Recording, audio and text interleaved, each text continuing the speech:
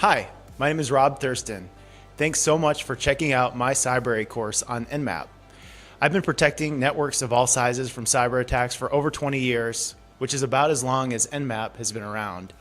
I'm a certified ethical hacker, CISSP, and hold a master's degree in cybersecurity and information assurance from Penn State.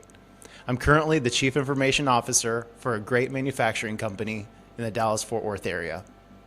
After completing this course, you'll not only know how to use all of Nmap's capabilities with proficiency, you'll also learn how to optimize scans to fit your purposes, whether that means IDS or firewall evasion, or simply performance improvement. You'll also learn efficient and effective ways to construct your scans based on how Nmap processes them.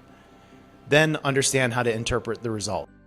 This course is intended for network administrators or information security professionals that have at least 2 to 3 years experience with a sound understanding of the TCP/IP protocol suite. Thanks so much for considering this free course from Cybrary. I look forward to connecting with you.